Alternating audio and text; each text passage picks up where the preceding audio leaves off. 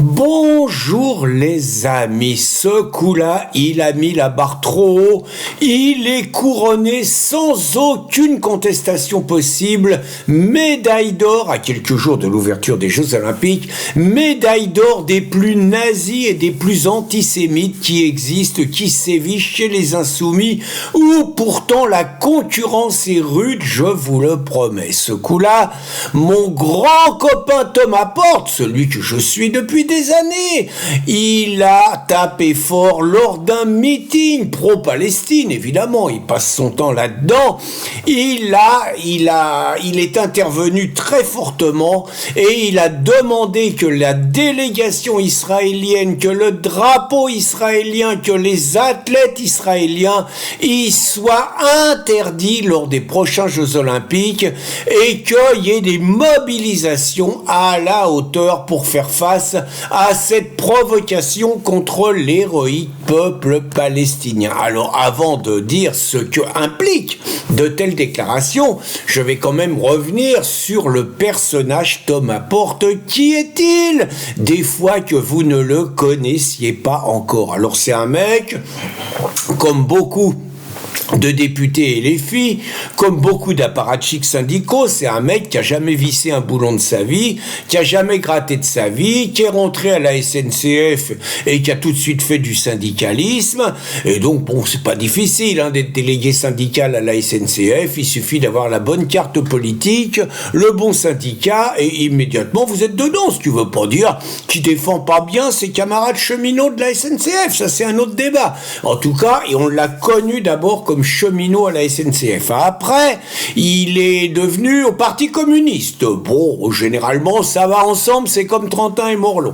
Et puis après, étonnant, il est devenu le conseiller de campagne de Sandrine Rousseau lorsqu'il s'agissait de déterminer qui serait le candidat des Verts à la présidentielle. Et Sandrine, en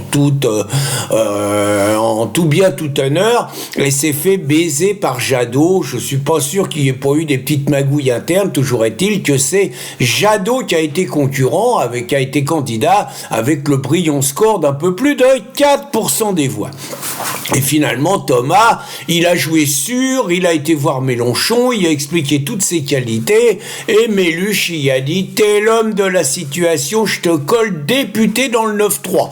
Thomas Porte, il a toujours vécu dans le sud-ouest, il sait même pas où c'est le 9-3, mais il s'est retrouvé élu grâce naturellement aux électeurs classiques qui existent chez les Insoumis dans le 9-3. Il s'est retrouvé député. Alors avant aussi, il s'était fait connaître, il avait monté une association contre l'extrême droite parce que le monde de Thomas Porte et de son copain, l'autre nazillon qui a été élu député, Raphaël Arnaud, le monde est simple, il suffit que vous lisiez leurs tweets et tout.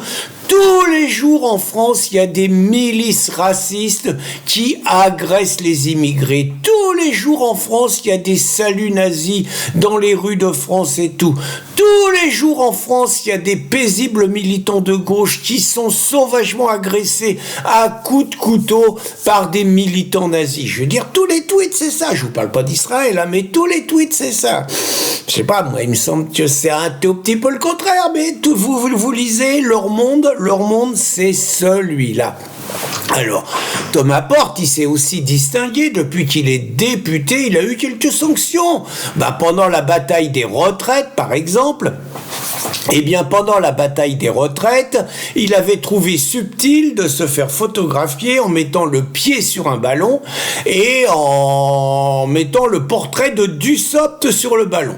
Le message est clair pour un député du 9-3 où pas mal d'habitants ont pris des habitudes venues d'ailleurs et où dès que quelqu'un est à terre, on lui met un grand coup de pied dans la tête, on appelle ça shooter un penalty pour l'achever des fois qu'il ait l'idée de se relever. Alors j'ai oublié un truc, je vais y revenir sur Thomas Porte, par rapport à son association d'extrême droite, il avait demandé dès 2017 la dissolution de Génération Identitaire, estimant que Génération Identitaire c'était des nazis, vous voyez, rien de moins, et que c'était des nazis, et comme ils avaient fait une opération aux portes de l'échelle, voulant sécuriser quelque part les frontières, il avait comparé les migrants aux juifs. C'est extraordinaire quand même. Génération Identitaire, c'est les nazis.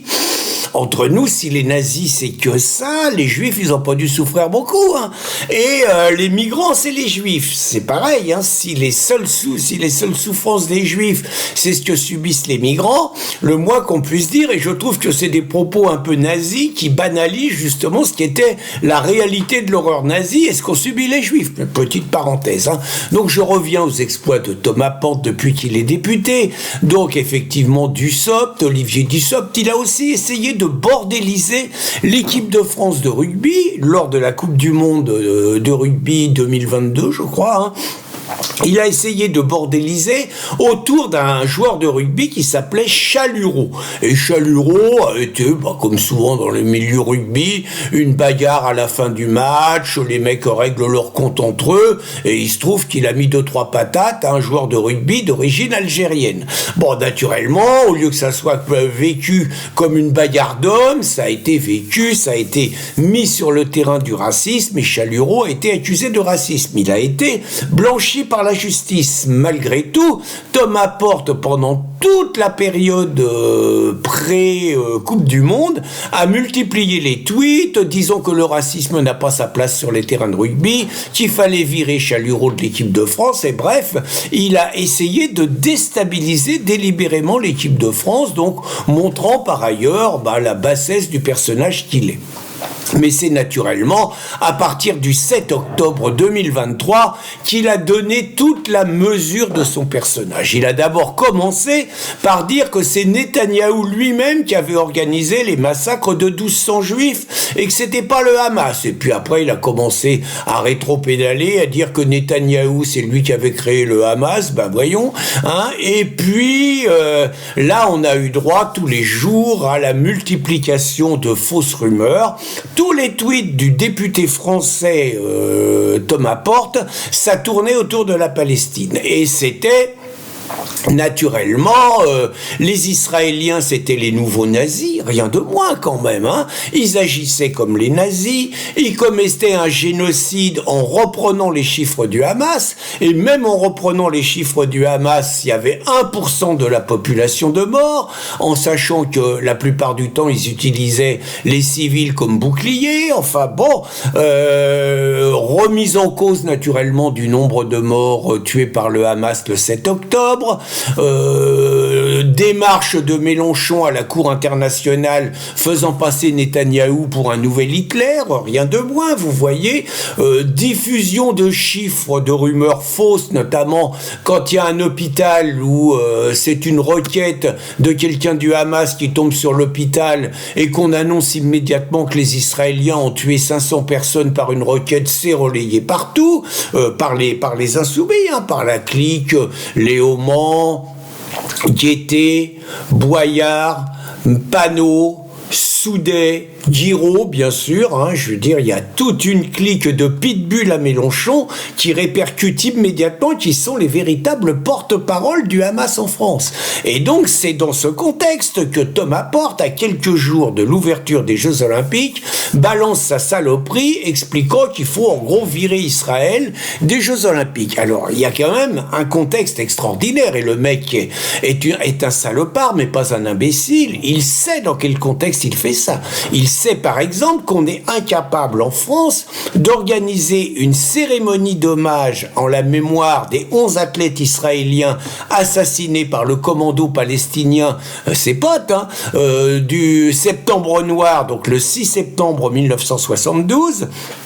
Il y avait une cérémonie prévue à l'hôtel de ville. On n'est pas capable de tenir cette cérémonie tout simplement pour des raisons de sécurité. De même qu'en Belgique, l'État belge n'est pas capable d'organiser un match de foot officiel Belgique-Israël à Bruxelles parce qu'il n'est pas capable d'assurer la sécurité et qu'il faut envoyer, donc transférer ce match en Hongrie où Viktor Orban, lui, vu qu'il n'accueille pas de musulmans, lui, il peut organiser ça. La réalité, c'est quand même ça. Et donc, Thomas Porte ne peut pas ne pas savoir qu'une partie des Jeux Olympiques auront lieu dans le 9-3, que dans le 9-3, il y a une radicalisation, mais également dans tous les endroits où il y aura des pro-palestiniens, il y a une radicalisation et une montée de la haine contre Israël suite à toutes les désinformations que ces crapules font suivre, et donc il ne peut pas savoir que, au mieux, Je dis bien au mieux. Il envoie les athlètes israéliens dans des mauvais traitements médiatiques, que les mecs vont évoluer contrairement à l'esprit des Jeux Olympiques dans une ambiance hostile, qu'ils vont se faire siffler. Ça, c'est au mieux. Au pire, tout est à craindre, y compris une opération bis Septembre Noir 52 ans après. Ça, c'est possible, y compris des agressions individuelles d'athlètes israéliens, c'est également possible, voire des mises à mort, voire des coups de couteau, comme ça se fait régulièrement en France. Et je ne fais pas une confiance aveugle au service de Darmanin pour être capable de les protéger.